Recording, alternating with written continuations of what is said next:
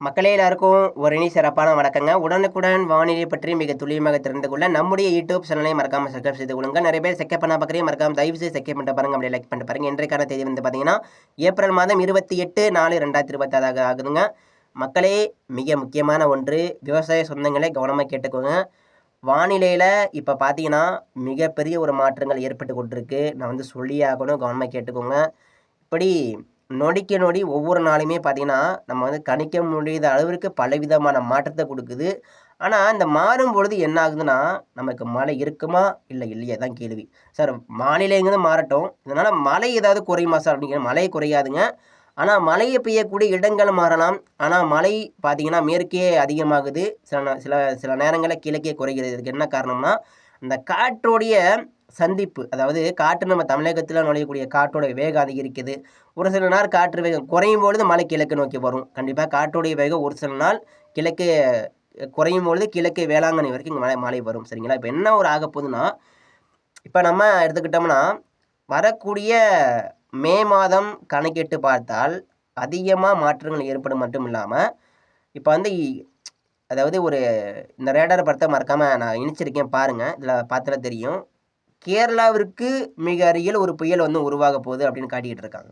கேரளாவுக்கு மிக அருகே, குறிப்பா அந்த மாலத்தீவு, அதாவது குறிப்பா அந்த குமரிக்கடலுக்கு மேற்கே, அதாவது கேரளாவுக்கு மிக அருகே அரபிக்கடலோரம், தென்கிழக்கு அரபிக்கடல்ல புயல் வந்து உருவாகலாம் ஒரு வாய்ப்பு இருக்கு. அது மட்டும் இல்லாம தென்கிழக்கு அரபிக்கடல்ல தாழ்வு பகுதியோ இல்ல ஆழ்ந்த காற்றழுத்த தாழ்வு மண்டலமோ உருவாக வாய்ப்பு இருக்கு அப்படின்னு இந்த ரேடார் படம் காட்டுது.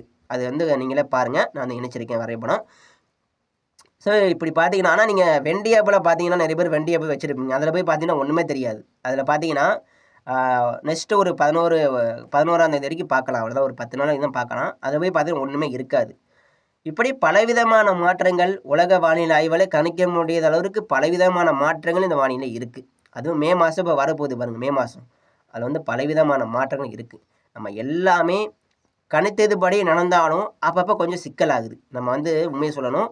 நான் வந்து சரியா கணிச்சாலும் அப்பப்போ வானிலை மாறும்போது என்ன ஆகுதுன்னா, அது அப்படியே வானிலை அப்படிங்கிறது மாற்றங்களுக்கு உட்பட்டதான்.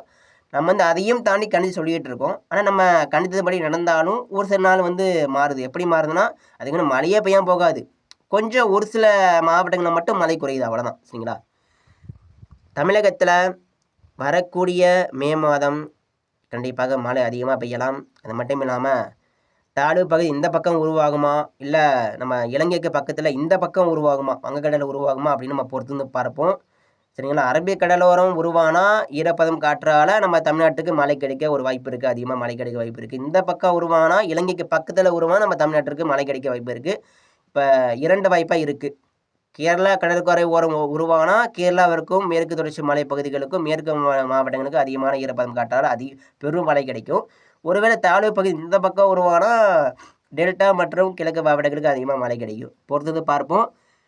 மறக்காம லைக் பண்ணிட்டு சப்ஸ்கிரைப் பண்ணி இந்த வரைக்கும் விரிவாக பாருங்க. மறக்காம இந்த ரேடார் பார்த்து பாருங்க உங்களுக்கு. மக்களே, அடுத்தபடியாக மறக்காம எல்லாரும் இந்த ரேடார் படத்தை மிக கவனமாக பாருங்க. இதில் வந்து நீங்கள் பார்த்தாலே தெரியும், மிக முக்கியமான ஒன்று. இதில் பாருங்கள் என்ன கொடுத்துருக்காங்கன்னா, ரெட் கலர் வந்திருக்கு. நான் சொன்னேன் பார்த்தீங்களா, ரெட் கலரு. அது மட்டும் இல்லாமல் இந்த திக்கு பச்சைலாம் இருக்குது பாருங்கள். அது மட்டும் இல்லாமல் இது வந்து எப்போ வரணும்னா, ஒரு புயல் உருவாகும் பொழுது, ஒரு தாழ்வு பகுதி உருவாகும் போது தான் இந்த கலர் எல்லாமே கொடுப்பாங்க, ரெட் கலரு. ஆமாம், இப்போ பாருங்கள், கேரளா பக்கத்தில், அதாவது கேரளாவிலிருந்து ஒரு தென்கிழக்கு அரபிக்கடலில் தாழ்வு பகுதி, தாழ்வு மண்டலம் உருவாகலாம் அப்படின்னு வந்து சொல்லிக்கிட்டு இருக்காங்க. இது வந்து இவங்க வந்து ஒரு தனியான ஒரு கருத்துக்கள், அதாவது நம்ம எப்படி தனியாக ஒரு கணிச்சிருக்கோமோ அதே போல் இவங்க வந்து தனிப்பட்ட கணிப்புகள். இவங்க வந்து சொல்லுவது எல்லாமே தற்பொழுது நடைபெற்று கொண்டிருக்கிறது. தமிழகத்தில் மழை வாய்ப்பு கொடுத்துருக்காங்க. கண்டிப்பாக அது வந்து நடக்கும். சரிங்களா?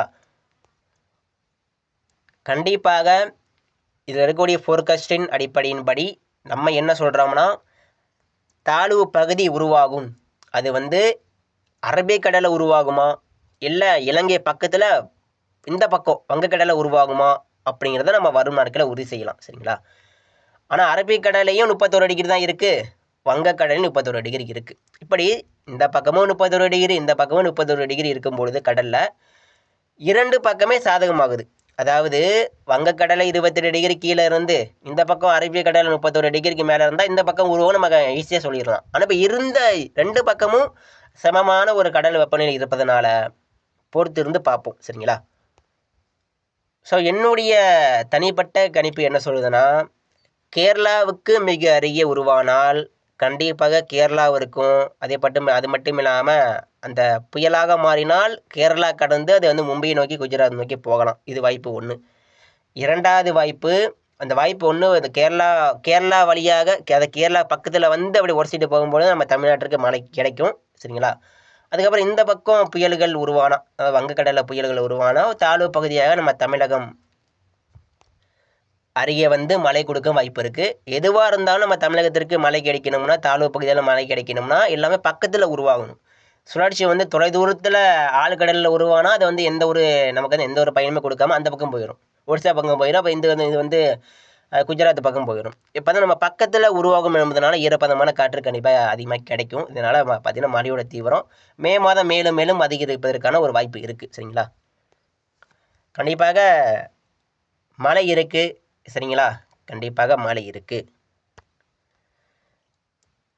ஸோ இன்றைக்கு பொறுத்த வரைக்கும் நம்ம தமிழகத்தில் மழை எச்சரிக்கையை பொறுத்த வரைக்கும் கர்நாடகா எல்லையோர மாவட்டங்களில் சில பகுதிகளில் இன்றைக்கி வந்து மழை வந்து தொடங்குவதற்கான வாய்ப்பு இருக்குது.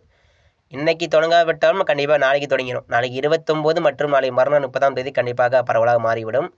இன்றைக்கி வந்து சில பகுதிகளில் சில ஊரில் கர்நாடகா எல்லையோரத்தில் சில இடங்களில் மழை வந்து தொடங்குவதற்கான வாய்ப்பு இருக்குது. அதே போல் நீலகிரி முதல்ல கீழே கன்னியாகுமரி வரைக்கும் நம்ம எடுத்துக்கிட்டோம்னா நம்ம தமிழக கேரளா மற்றும் தமிழக மேற்கு தொடர்ச்சி இந்த பார்டர், அதாவது கேரளாவிற்கு நம்ம தமிழ்நாடு எல்லையில்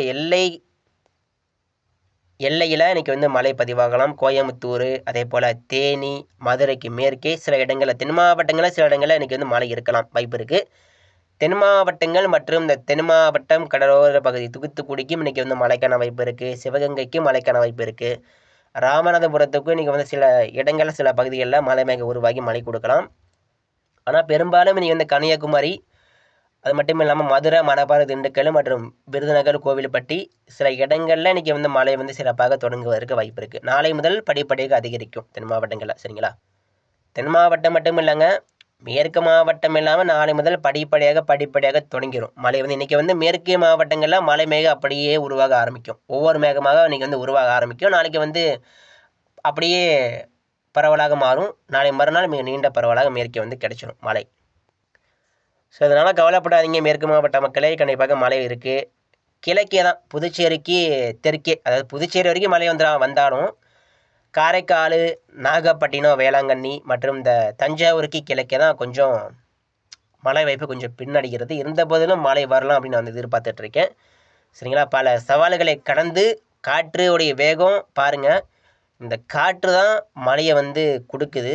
ஆனால் இதே காற்று மழை தராமல் கிழக்கு மாவட்டங்களில் தடுக்குது. பாருங்கள், இயற்கையோட அமைப்பை பாருங்கள். ஈரப்பதமான காற்று டெல்டா வழியாக தான் போகுது.